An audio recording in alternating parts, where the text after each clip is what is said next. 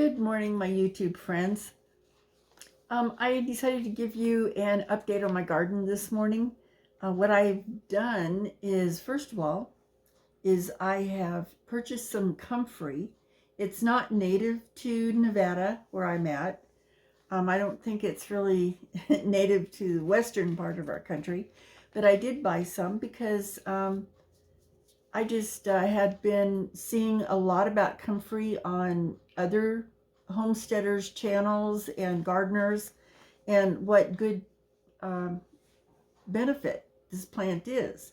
And I have ordered it and used it in some of my herbal medicine for the salves and that sort of thing. But this one I ordered specifically for nutrients for my plants, for my trees. Comfrey is a dynamic accumulator. All plants need 3 important macronutrients to grow and thrive. These are nitrogen, phosphorus, and potassium.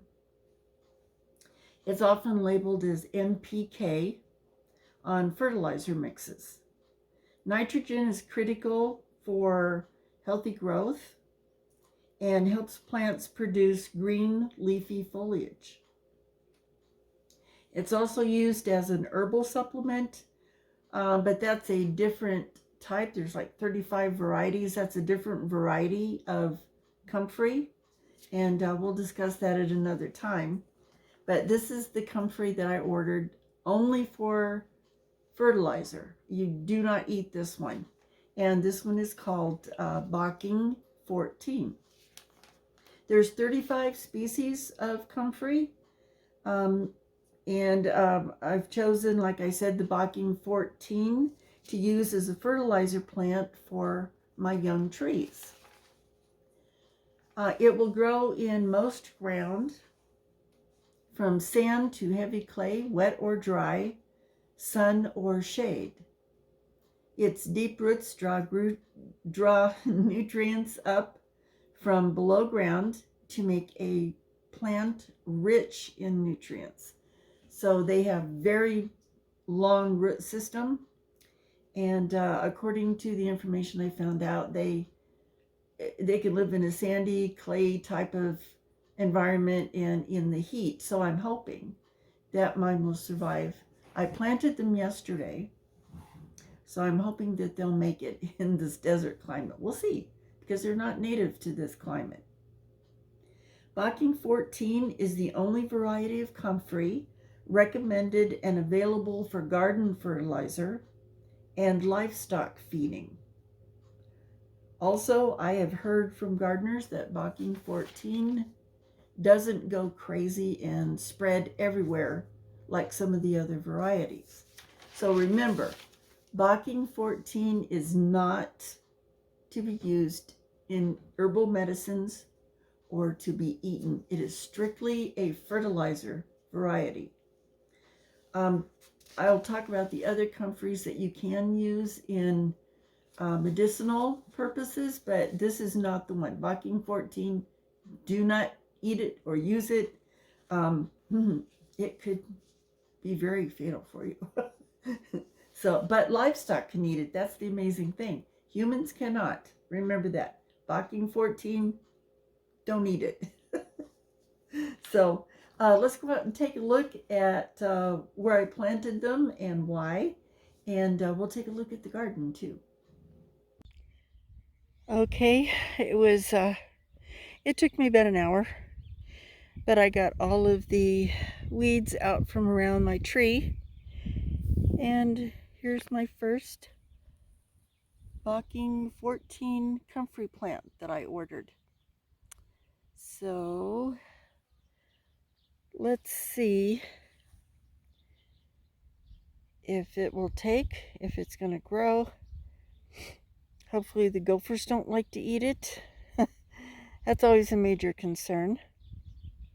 I have trouble finding trees that the gophers won't eat the roots off of. So let's see how this works out. And there's my first one, and I'll be back. Okay, here is my second comfrey plant, my little one right there. Gosh, they got beat up in the male. I hope they make it. But he is planted at the base of this tree, which is actually another honey locust tree. This one's maybe 7 feet tall. And I started this tree from seed as well a couple years ago. So let's go see our... Okay, this tree is supposed to be a flowering tree of some sort. It's about 2 years old.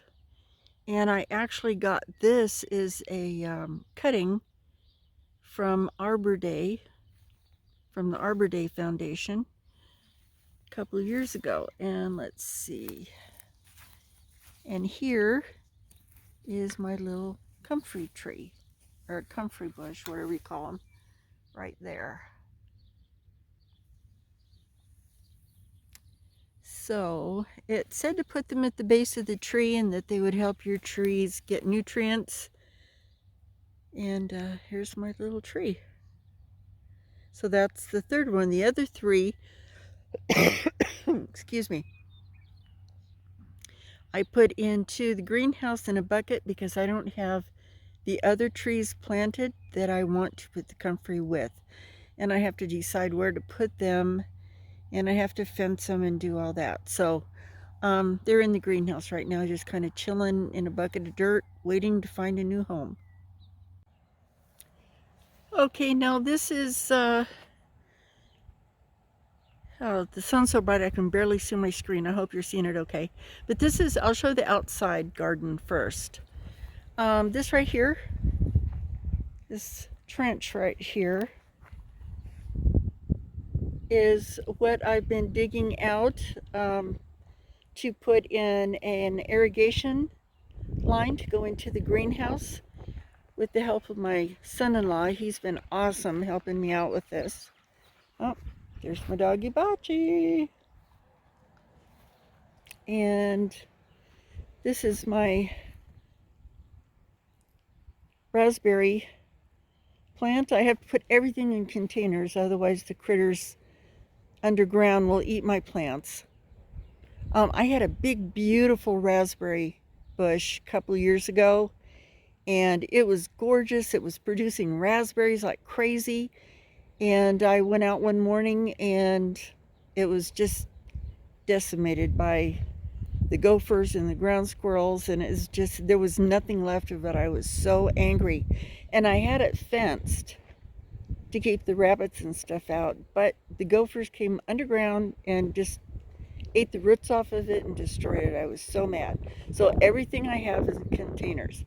And you might hear some wind noise. It's very windy. It always is here in the desert, especially toward afternoon. It's 11 o'clock right now. I meant to come out earlier, but just didn't have the time, didn't quite make it. So anyway, it's going to be a little windy, guys. So that's my raspberry, but it's coming along very nicely. It's growing up nice and tall, and hopefully, maybe this year, I'll get some strawberries. Not strawberries, but raspberries.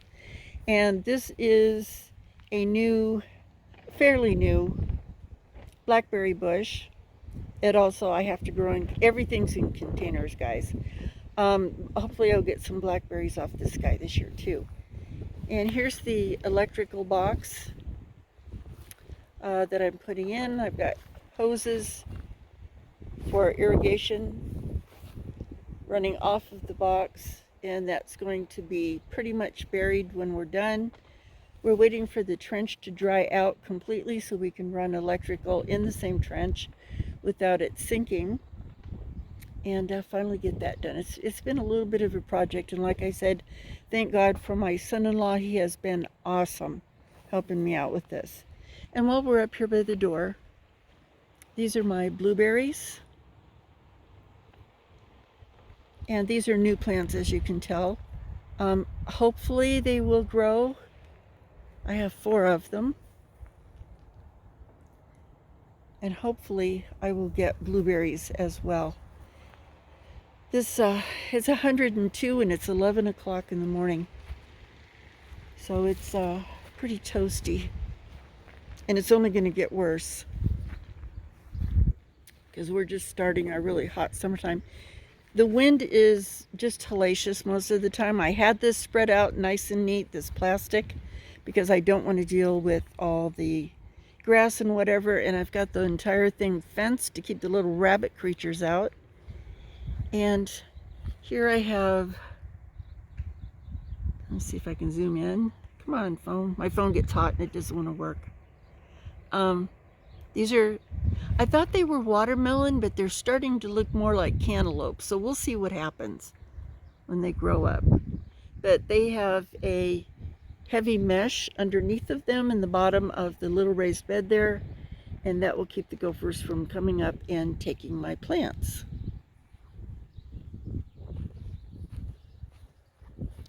And over here,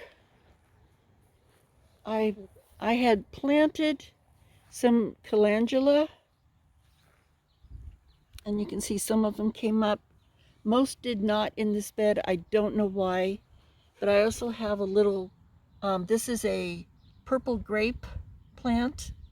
Maybe it will grow, I'm not sure. It grew a little bit last year, but it never really vined and I didn't get any fruit. So I don't know. It might be too hard of a environment for that. But we'll see. I'm not giving up. And this is calendula. I planted a whole bunch of it in this bed. And you can see I have a fence up here to let the grape grow on it if it grows. But this is a second year green grape plant.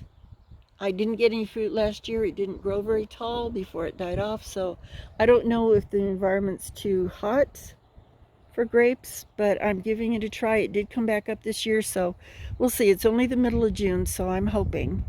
But I was very pleased that the calendula came up because I used that in my herbal medicines, and this is the first time I tried to grow up myself.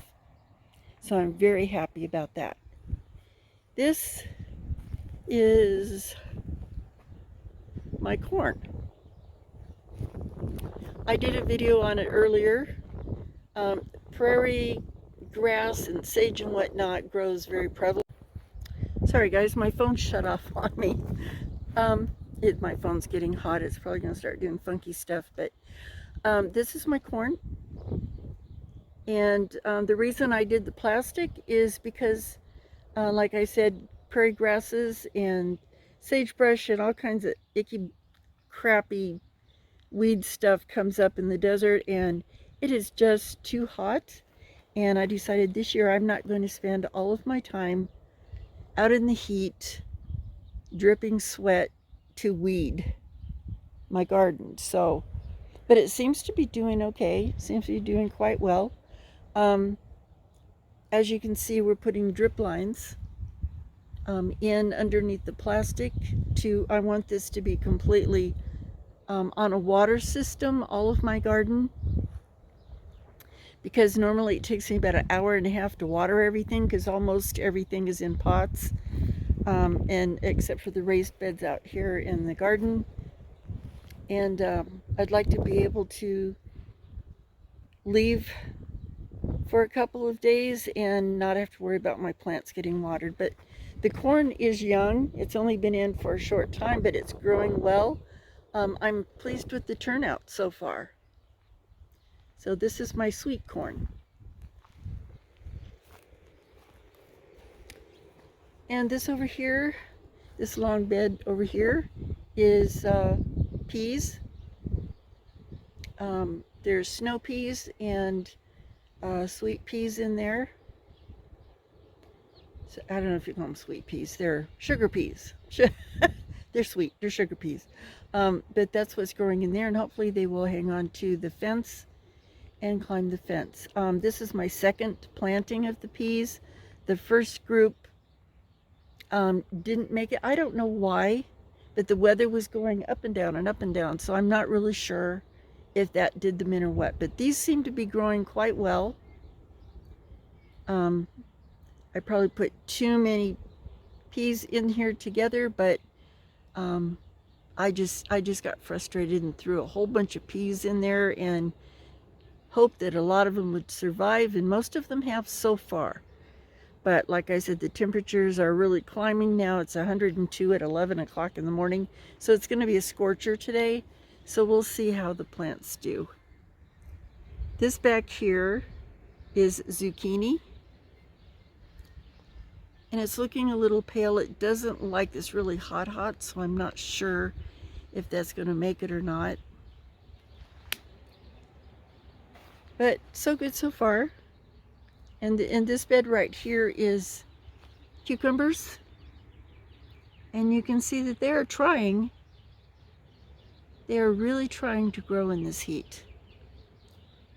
So I have a whole bed of them right here, and they have a trellis that I threw together for them to climb on. If they get that big, hopefully they will make it this year. And over here in the shaded area, because I have trees right here, I made, oh, the phone is actually burning my hand. I made a little herb garden, and these are the tires I talked about earlier that I painted white to hopefully repel some of the heat. This right here, it's coming up. This is echinacea, and that's coming up starting. It took forever for it to come up, but I see that I'm getting a whole bunch of little plants right now. That makes me very happy, because I use a lot of echinacea in my medicinal herbs. This is going to be my attempt. I just planted it yesterday, so there's seeds in here, and I had to make it tall. I had to use 3 big tires because this is chicory. This is going to be chicory plant. And I make my drinks, my coffee drink, from the chicory. So I'm giving it a shot. I've never grown chicory before, so we'll see what happens. And this is going to be another chicory group. These I just planted yesterday, so they're still looking a little droopy because they were just transplanted here. But this is spearmint. I make tea from the spearmint, and it's really good tea, really good tea. I had a spearmint bed and the animals destroyed it. It was outside the garden fence, and it was fine for about a year, and then all of a sudden one day it was just gone, and that's the way it happens. It's here one day, and just overnight the animals were just, they'll completely decimate it and there's nothing left. So I had to start over, but this time, as you can see, it's in a fenced area. I'm going to have to put wood fencing around the outside because the winds are getting, every year they're getting worse and worse. They're just hellacious in the afternoons especially. And so I'm going to put board fencing around the entire garden to hopefully help get rid of some of this wind damage. Hey, Butchie. This is a good boy. This is a good dog. Oh, baby. He's a good dog. He's a good hunter, too. He's a good boy. And this is... oh, I hear my chickens yelling. This is lemon balm. You hear that, Botch? Do you hear them squawking? And here's my other big doggie. This is Sugar. And she's a good hunter too. She's actually better than Botch, but Botchy will bring you things. He'll catch them and bring them to you. Sugar will stop wherever she's at and eats them. So she's not very good at retrieving, but I've had the chickens occasionally get out of a pen, and Botchy over here will catch the chicken and bring it to me, and unharmed, a whole chicken in his mouth. But this one here, if she catches a chicken, it's chicken dinner. She'll eat it. But this is my lemon balm. It looks a little rough right now because, like I said, I just transplanted it. It's died off a little bit, but lemon balm is a really hardy herb, and believe me, it will thrive. It will be back. And I use a lot of lemon balm in my tea. I put lemon balm tea bag in a black tea to make iced tea, and it's so good. It gives it that nice lemony flavor, but I don't drink it with sugar because to me it's sweet enough with the lemon balm in it. I just love it. Oh, here's my chair I was sitting in yesterday. But this back here is a second attempt at growing chamomile, which I also make tea with. Chamomile tea, it's just yummy when it's fresh and you grow it yourself. This little sprig right here is the only thing that developed out of my first planting. I think the birds are watching me plant things, and then they come down here and take the seed. So I planted a second time yesterday. Let's see if the chamomile will come up this time. And this is oregano. Like I said, it looks really, really rough right now. It was in, I had them in solo cups waiting to get planted, and they were in the cups a little bit too long, but hopefully they will come back up. They were just planted yesterday as well.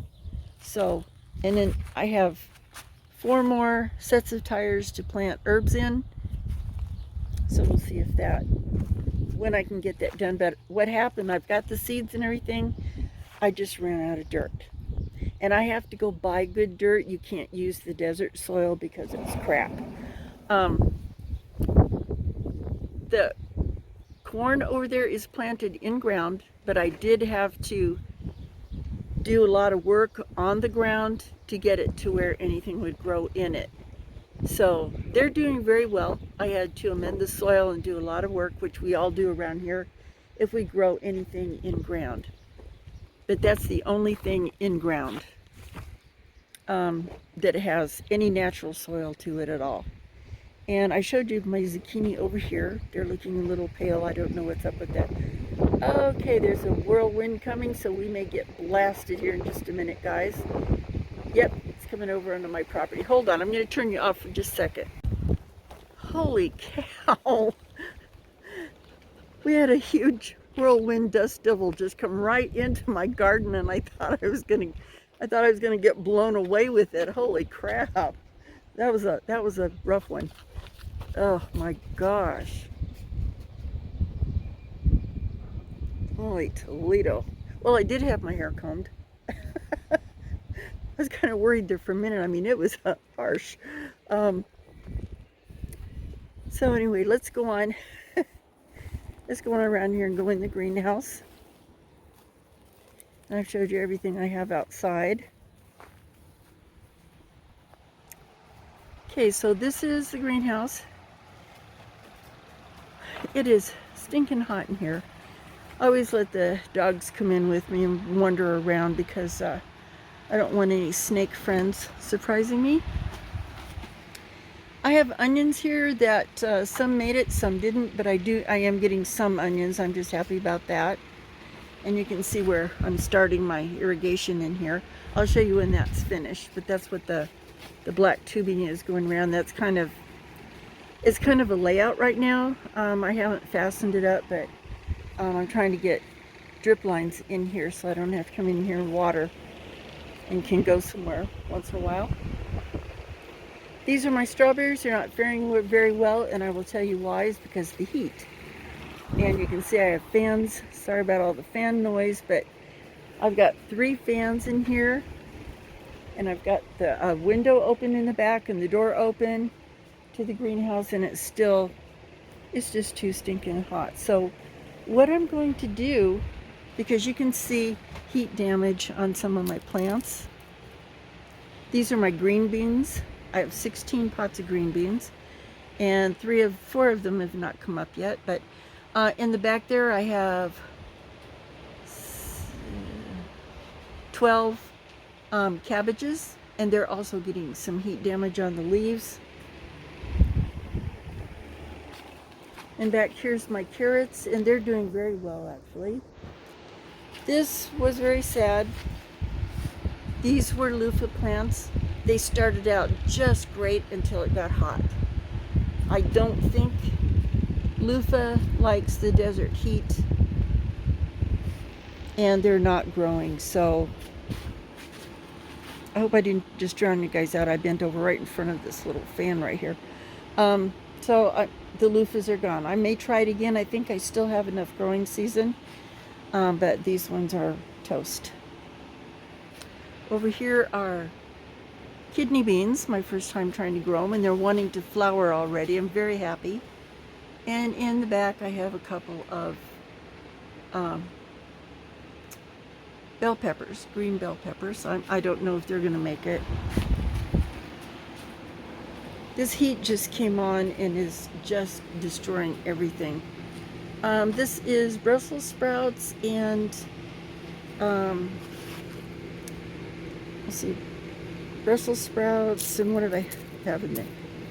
I think it's mostly Brussels sprouts. And a couple more green peppers in the back, a couple more green peppers over here. This area right in here is all parsley. I've already harvested some of this parsley and it's getting close again. Just yesterday I harvested and dehydrated quite a bit of the sweet basil right here. I got quite a lot of that yesterday and dehydrated it. I love basil. I put basil on everything. And these are a couple of my cherry tomato plants. They're blooming. They've just been transplanted about a week, so we'll see how they do. These are beefsteak tomatoes back here. I'm not sure. They haven't been transplanted very long either. So I'm really hoping that these guys can make it. And here's a little tree. I had 2 zucchinis out there in the bucket that I showed you outside. Popped up in this tree bucket. I have no idea how they got in there. And these are my carrots. I've got 4 buckets of carrots. They're all doing well. And here's another tomato plant, and he's looking very well. I am thrilled to death that my peach tree, my dwarf peach tree, is actually thriving. I'm just so happy. And these are a couple of other little trees that I need to get planted. My poor banana tree keeps trying. It really is keep trying. It's getting some new growth on it. It completely died off, but there is some green now. And it looks like it's trying to grow. So I'm crossing my fingers, but it was pretty beat up when I received it in the mail. I mean, it looked like it had been stepped on and ran over and trashed. These are acorns I picked up. I'm not holding much hope that they'll propagate, so I'm just going to leave them and see what happens. And these were full of spinach, these 2 bins. The spinach came up, it looked great for a little while, and then it bolted and died. And I think the reason being is because of the heat. But see, even bugs can't take the heat and they die. So it's, I'm telling you, I'm roasting in here, but the fans help, but it's not enough. So my son, my youngest son, who just bought a farm over close to, it's in a place called Winnemucca, Nevada. It's just north of Yerington, if anybody knows where that is. And he's going to bring me a little evaporative water cooler, which I can use in my greenhouse because it is so dry and hot. I mean, even the air is just like, there's no moisture. And so he's going to bring me an evaporative water cooler, and we're going to install it in the greenhouse to bring the temperatures down before I lose all of my veggies, because they're not doing well in this heat. So anyway, that's my vegetable garden with all my fans going. And hopefully things are going to get better real shortly here. I'm going to replant my spinach as soon as we can get this thing cooled down. So next week I'll give you an update on how the cooler's working out. Okay, so that's an update on my garden out here in the Nevada desert. It's just so hot, guys, you wouldn't believe it. I had my hair combed, and then I thought it was going to get blown away in that dust devil that came right through my garden. So, but anyway, you guys have a great day. And this is what's going on here in the desert. And hopefully next week I can give you an update on how that cooler's going in my greenhouse, which I need it very badly, or I'm going to lose my plants to the heat. So I watched Brainstorm Acres Homestead, their channel. Excellent channel. I'll put it in the description. And they have the same, pretty much identical environment that I do to grow. And they have a greenhouse. And they had a video this morning on how they keep their greenhouse cool so that they can grow things. And it was very helpful information. And they use an evaporative cooler also. So I kind of hesitated to do that because some plants don't like to be too damp. But I think in this arid temperature, the hot, dry winds, you don't have to worry too much about humidity. So I'm going to go ahead and put in that evaporative cooler in my greenhouse, and it's got to make a difference in there. It's just, or everything's going to get toasted. So we'll keep you updated on that. Thanks so much for coming by. Check out Brainstorm Acres. They have some really good information, especially if you are a desert gardener like I am. These guys are great. They've done it for several years. They're good at it. Go by and give them a look. And we'll talk to you guys later. Stay cool, guys. It's hot. Love you guys very much. And thanks for joining me. Bye-bye.